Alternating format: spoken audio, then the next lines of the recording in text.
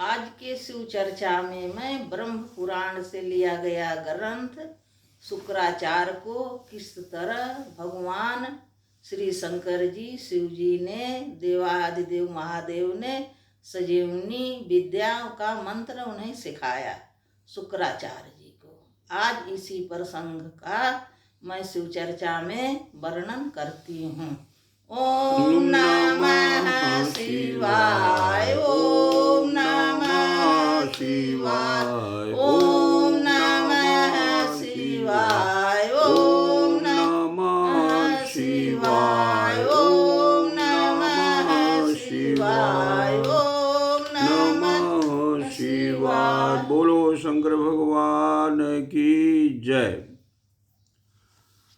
ब्रह्म पुराण में एक बड़ी प्रसिद्ध कथा है, करीब करीब काफ़ी भक्तों को ज्ञात भी होगी। अंगिरा और भृगु दोनों ही ब्रह्मा के मानस पुत्र थे। अंगिरा भी थे और भृगु भी ब्रह्मा के मानस पुत्र थे। दोनों ही को पुत्र प्राप्त हुए। उनमें अंगिरा के पुत्र का नाम बृहस्पति और भृगु के ज्येष्ठ पुत्र का नाम शुक्र था। उसे कभी भी उन्हें कहते, लेकिन उनका नाम शुक्र था। कुछ समय बाद दोनों बालकों का यज्ञोपवीत संस्कार हुआ। अंगिरा और भृगु में मैत्री थी बहुत जबरदस्त। दोनों महर्षियों ने परस्पर चर्चा की कि हम दोनों में से एक कोई इन दोनों बालकों की शिक्षा का अगर दायित्व ले लेता तो दूसरे को भगवान की आराधना का अवसर मिल जाता। अंगिरा ने कहा, बड़ी अच्छी बात है, मैं आपके पुत्र शुक्र को भी पुत्र के समान ही पढ़ाऊंगा, यह मेरे पास सुखपूर्वक रह सकता है। भृगु ने उसे स्वीकार कर लिया। भाई, उन्होंने अपने पुत्र को अंगिरा को सौंप करके और आराधना चले गए। अब शुक्र जो थे अंगिरा के पास रहने लगे, लेकिन शुक्र की तीव्र बुद्धि से अंगिरा बहुत जल्दी ही सशंकित हो गए। उन्हें बहुत जल्दी ही पता लग गया कि शुक्र उनके पुत्र जो जीव है की अपेक्षा अधिक बुद्धिमान, बाद में जिसको बृहस्पति के नाम से जाना गया, और प्रतिभाशाली है। इसलिए अंगिरा के मन में जो ये भाव आया कि मेरा पुत्र पिछड़ न जाए, कहीं शुक्र आगे न निकल जाए, वे अपने पुत्र को पृथक से पढ़ाने लगे। ये बात शुक्र को अच्छी नहीं लगी। एक दिन जब वो शिक्षा दे रहे थे तो शुक्र ने उनसे बड़ा विनम्र निवेदन किया। कहा कि गुरुदेव, आप मुझे पढ़ाने में वैमनस्य करते हैं, मुझे अब आपसे कोई आशा नहीं है। आप मुझे संपूर्ण विद्याएं प्रदान करेंगे कि भी न करेंगे, इसमें भी अब मुझे संदेह होने लगा है। इसलिए मैं आपसे प्रार्थना करता हूं कि अब मुझे किसी अन्य गुरु के पास जाने की आज्ञा दे दे। मैं आपको सादर प्रणाम करता हूं, प्रणिपात करता हूं, नमस्कार करता हूं। मुझे अब आपसे विद्या ग्रहण नहीं करनी है। अंगिरा ने कहा कि तुम किसी भी अन्य गुरु की शरण ले सकते हो, और अंगिरा ने आज्ञा दे दी। उनकी जान छूटी। क्योंकि अंगिरा के मन में एक भाव था, वो भाव ये था कि अब इसको शुक्र को कोई गुरु मिलने वाला नहीं है। हाँ, तो उन्होंने कहा कि जितनी विद्या हमें आती है वो सारी की सारी विद्या मैं अपने पुत्र बृहस्पति को दूंगा।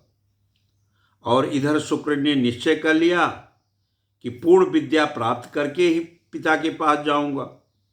उसने अंगिरा को प्रणाम किया और अपने भाई बृहस्पति से विदा लिया और वहां से चल पड़े। लेकिन एक चिंता उनके मन में सताती रही, पूर्ण विद्यादाता गुरु कौन होगा जो हमें पूर्ण विद्या देगा, मुझ पर कृपा करेगा। शुक्र महर्षि गौतम के पास गए। उन्होंने महर्षि को प्रणाम किया और पूछा। उन्होंने कहा कि महर्षि, मेरे एक प्रश्न का उत्तर मिल जाता तो अच्छा था। मैं अपना गुरु किसे बना सकता हूं? कौन मेरा गुरु बन सकता है? जो तीनों लोकों में सबसे श्रेष्ठ हो, मैं उसी के पास जाऊंगा विद्या ग्रहण करने। गौतम ऋषि ने कहा कि शुक्र, गुरुओं के गुरु भगवान शंकर ही जगत गुरु हो, तुम उन्हीं की शरण में जाओ। ऋषि गौतम के कहने पर गोदावरी के तट पर शुक्र जो थे पूजा के लिए चल पड़े। भगवान शंकर की वहीं बैठ के स्तुति करने लगे, प्रार्थना करने लगे। कहा कि मैं बालक हूं भगवान, आपके स्वरूप को या आपकी महिमा को नहीं जानता हूं। गुरुजी ने मुझे त्याग दिया है, मैं असहाय हूं, मेरा कोई हृदय नहीं है। आप अनाथों के नाथ हैं, आप अशरण के शरण हैं। यह सुन के आपकी शरण में आया हूं। विद्या के लिए मैंने आपकी शरण ग्रहण की है, मुझ अबोध पर दया करिए।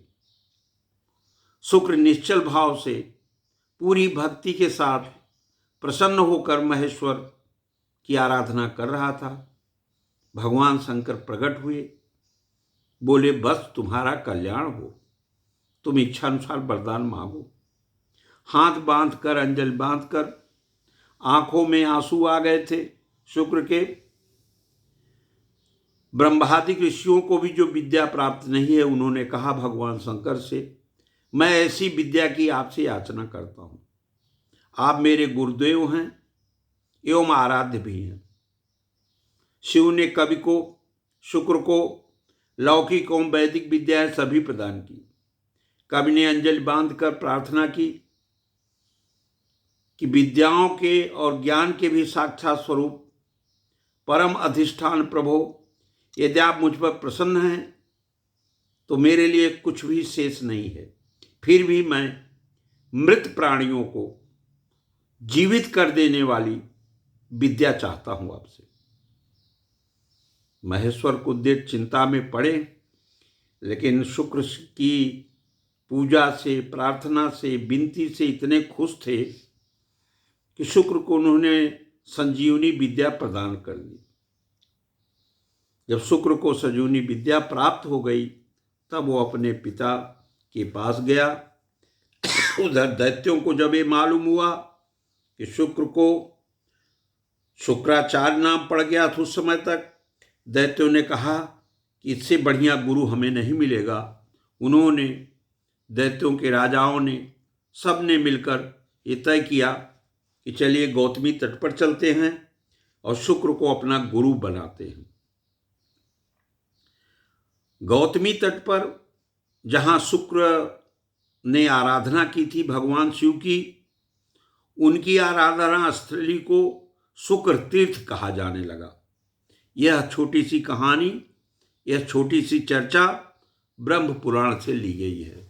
बोले शंकर भगवान की जय। मेरे दर्शकों, आप लोगों को पसंद आए तो मेरे चैनल को, सास बहू चैनल को, पूजा व्रत भजन को लाइक कीजिए, सब्सक्राइब कीजिए। ओम नमः शिवाय, ओम नमः शिवाय।